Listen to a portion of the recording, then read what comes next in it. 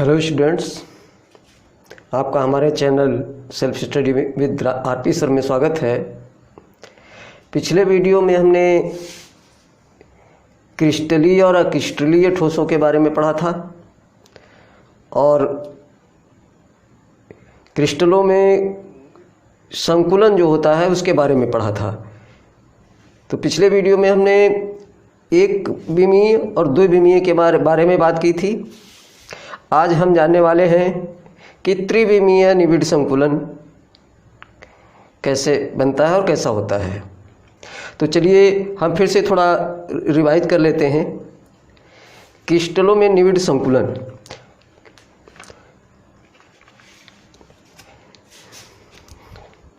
क्रिस्टलों में निबिड़ संकुलन दो प्रकार का होता है। एक तो होता है द्विविमीय निबिड़ संकुलन और दूसरा होता है त्रिविमीय निबिड़ संकुलन। द्विविमीय निबिड़ संकुलन के बारे में हम पिछले वीडियो में पढ़ चुके हैं। ये द्विविमीय निबिड़ संकुलन में भी दो प्रकार का होता है, वर्गाकार निबिड़ संकुलन और षट्भुजाकार निबिड़ संकुलन। इसके बारे में हमने पढ़ा था। आज हम पढ़ेंगे त्रिविमीय निबिड़ संकुलन। ये त्रिविमीय निबिड़ संकुलन कैसा होता है? तो आपने जो पहले पढ़ा है वर्गाकार निबिड़ संकुलन, तो इस वर्गाकार निबिड़ संकुलन से स्ट्रक्चर बनता है वो होता है सरल घनीय संकुलन। और षट्भुजाकार निबिड़ संकुलन से जो त्रिविमीय में बनता है वो षट्भुजाकार निबिड़ संकुलन बनता है। तो आइए पहले हम ये समझ लेते हैं द्विविमीय संकुलन से किस तरह से त्रिविमीय संकुलन बनाते हैं। तो देखिए, ये हमारा वर्ग संकुलन है, स्क्वायर क्लोज पैकिंग है। ये द्विविमा में है, एक्स अक्ष और वाई अक्ष। तो इसमें आपने पिछले वीडियो में देखा था कि इस प्रकार एक कण के सीध में एक दूसरा कण, दूसरे कण के सीध में तीसरा कण, इस तरह से इसकी व्यवस्था होती है। और इसमें एक कण जो होता है वो अपने पड़ोसी चार कणों से घिरा हुआ होता है, उसको चार कण स्पर्श कर रहे होते हैं। अगर इस तरह की ये जो एक परत बनी हुई है दो विमा में, अगर इसी तरह की एक और परत इसके ऊपर लगाएं, फिर एक और परत उसी के ऊपर लगाएं, तो उससे हमारा त्रिविमीय संकुलन बन जाता है। इसके सीध में जिस तरह से ये संरचना है, ठीक इसी प्रकार की संरचना परमाणुओं के ऊपर ये जो एटम्स यहाँ दिए हुए हैं या आयन है या अणु हैं, इनके ऊपर एक सीध में ही रखे जाएंगे। तो इस तरह की संरचना जो बनेगी वो बनेगी इस तरह की संरचना। देखिए, कुछ इस प्रकार की संरचना बनेगी, एक लेयर, दूसरी लेयर, फिर तीसरी लेयर, फिर इसके ऊपर चौथी लेयर। इस तरह से इनको रखने पर एक ये सरल घनीय संरचना बनती है। इसमें जो पहली परत होती है वो ए टाइप की होती है, और दूसरी वो भी ए टाइप की होती है, तीसरी वो भी ए टाइप की होती है, और चौथी ये भी ए टाइप की है। यानी अर्थात ये जो परत है वो बिल्कुल परमाणुओं के ऊपर ही उसी तरह से रखते चले जाएंगे। तो ये एक प्रकार से एक जो है सरल घनीय संरचना बनती है। अब इसमें परमाणु जो होते हैं, एक परमाणु 6 परमाणुओं के संपर्क में रहता है। जैसे आपने पिछले वाले में देखा कि इसको 4 परमाणु घेरे हुए हैं, इसको 1, 2, 3 और 4। अगर इसके ऊपर हम कोई लेयर लेते हैं तो एक परमाणु इसको और छुएगा, और इसके नीचे अगर एक लेयर और लेते हैं तो ये परमाणु वो नीचे वाला भी इसको छुएगा। तो इस तरह से इसकी जो है समन्वय संख्या 4 होती है, और जो घनीय संरचना बनेगी उसमें समन्वय संख्या 6 होगी। इस सरल घन की संरचना में जो सबसे छोटी इकाई होती है, यहाँ पे देखिए, यहाँ पर एक छोटी सी इकाई के बारे में दिया गया है कि 4 सामने ये दिख रहे हैं परमाणु और 4 उस पीछे साइड में है, यानी ये हर कोने पर, ये कोना और ये कोना, एक इस कोने पर, एक इस कोने पर, एक इस कोने पर, एक इस कोने पर, इसी तरह से एक इस कोने पर और एक इस कोने पर और एक इस कोने पर, एक पीछे यहाँ कोने पर। तो प्रत्येक कोनों पे जो है 8 कोने हैं और प्रत्येक कोनों पे एक एक परमाणु है। तो ये सबसे छोटी संरचना होती है, इसको यूनिट सेल कहते हैं या एकक कोशिका भी कहते हैं। तो इस प्रकार से आपकी ये त्रिविमीय संरचना बनती है। कौन सी? वर्ग संकुलन वाली। वर्ग संकुलन से त्रिविमीय संकुलन बनाना, तो इस तरह से बन जाता है। अब बात करते हैं द्विविमीय खडभुजाकार निविड़ संकुलन की। ये द्विविमीय से त्रिविमीय बनाना, तो आप इसको पढ़ चुके हो कि ये जो इस तरह से एक लाइन में यहाँ रखे गए हैं गोले, और अगली लाइन जो शुरू की गई तो ये गोले जो यहाँ पर इसके दोनों गोलों के बीच की जो जगह है उनमें रखा जा रहा है इस तरह से, ना कि सीध में रखकर। और जैसे ही तीसरी लाइन रखी जा रही है वो तीसरी लाइन फिर से पहली वाली लाइन के सीध में। तो ये किस तरह की स्ट्रक्चर बनती है? ए बी, इस तरह से ए बी जो है पैटर्न बनता चला जाएगा। अब बात करते हैं त्रिविमीय खडभुजाकार निविड़ संकुलन की। तो त्रिविमीय का मतलब यह है कि इस तरह की एक और परत इसके ऊपर रखिए, फिर उसके ऊपर एक और परत रखिए, फिर और परत रखिए, इस तरह से नई परतें लगाकर इसके ऊपर रखकर त्रिविमीय संरचना बनाई जा सकती है। तो इस खटकोणीय निविड़ संकुलन में किस तरह की संरचना बनेगी? ए बी की। तो इसमें क्या होगा कि जब इसके ऊपर, अब देखिए ये से एक परमाणु हम ले लेते हैं, ये परमाणु 6 परमाणुओं को टच कर रहा है।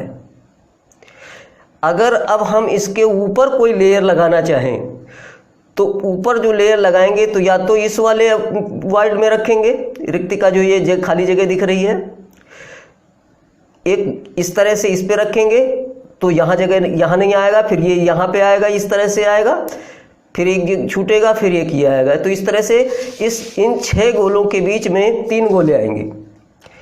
आप कहीं से भी शुरू करेंगे 3 गोले आएंगे। और उसके बाद जस्ट जब अगली परत रखेंगे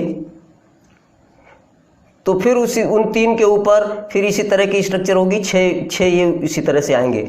ये देखिए आप जो है ये नीचे एक गोला लिया गया, उसके चारों तरफ 6 और गोले हैं, उसके ऊपर जो बीच में रखे गए हैं उनके वाइड्स में, रिक्तिकाओं में, तो 3 गोले आते हैं। अब 3 गोले आए हैं, जब 3 गोले रख दिए गए तो उसके पास जो अगली ऊपर जो परत रखी गई तो उसके ऊपर 6 गोले आएंगे। कि बीच वाला जो है कण ये है, ये उसके बीच में होगा, जो वहाँ रिक्तिका है या वाइड है वहाँ पर आएगा। तो इस तरह से ये ए होगी, ये बी होगी और फिर ये उसी तरह की अगली वाली फिर भी होगी। तो ये ए बी पैटर्न इस तरह से बनेगा। तो ये होती है खटकोणीय निविड़ संकुलित संरचना, हेक्सागोनल क्लोज पैकिंग। ये सरल घन संरचना जो होती है वो इसमें जगह ज़्यादा होता है और इसकी पैकिंग इफिशियंसी उससे ज़्यादा होती है। सरल घनीय संरचना में संकुलन दक्षता होती है 52% और खटकोणीय निविड़ संकुलित संरचना में पैकिंग इफिशियंसी यानी संकुलन दक्षता होती है 74%। इसका कोऑर्डिनेशन नंबर जो होता है वो 12 होता है। आप इसको समझ लीजिए, एक गोले को 6 गोले स्पर्श कर रहे हैं।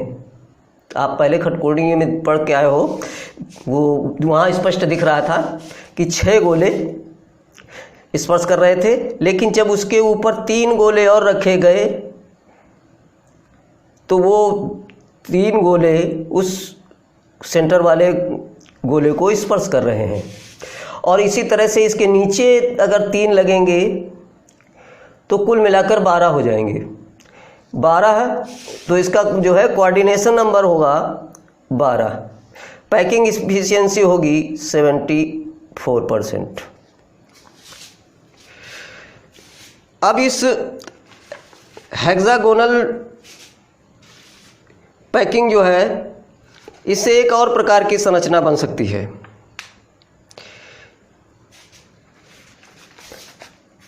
एक घन निबिड़ संकुलन, ये देखिए घन निबिड़ संकुलन संरचना यहाँ पे बनी हुई है। आप इसको देखेंगे कि इसमें क्या है कि इसमें इधर देखिए, यहाँ पर इस तरह से गोले हैं और इन गोलों में देखिए इसे 2 तरह से किया जा सकता है। तो एक तरह तो ये हो गया, देखिए ये जो कलर है ये वाला, इसको हम मान लेते हैं कि पहली लाइन है और हम इसके ऊपर गोले रखेंगे। तो किस तरह से गोले रखेंगे, ये दूसरी परत हम चढ़ा रहे हैं, ये दूसरी परत हो गई।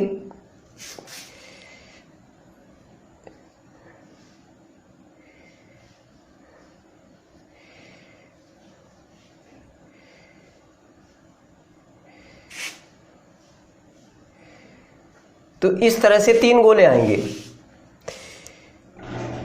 और ये रखे हुए हैं उसके रिक्तिका पर।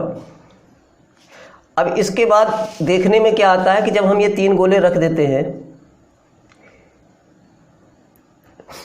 तो इस जो गोला सेंटर में है इसके ठीक ऊपर ये यहाँ पर रिक्तिका बनती है और एक रिक्तिका इन दोनों की यहाँ पे बीच में बनती है। तो ये जो गोले के ठीक ऊपर बनती है ये टेट्राहेड्रल होती है और जो उन दोनों के बीच में होती है, जो उधर वाले के नीचे वाले की रिक्तिका और ऊपर वाले की रिक्तिका जब एक साथ मिलती है तो वो यहाँ पर अष्टफलकीय रिक्तिका बनती है। तो हम बात कर रहे थे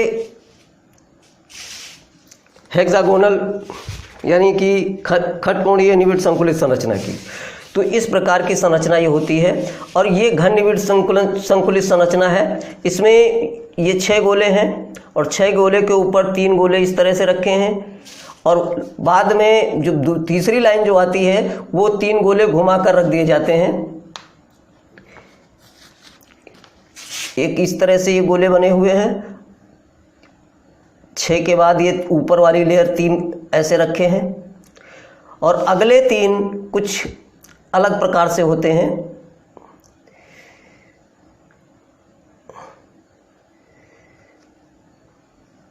इस प्रकार से रखे जाते हैं और फिर इसके ऊपर पहली परत जो होती है, पहली परत की तरह से फिर इसको रख देते हैं। तो पहले तो ये ए हो जाती है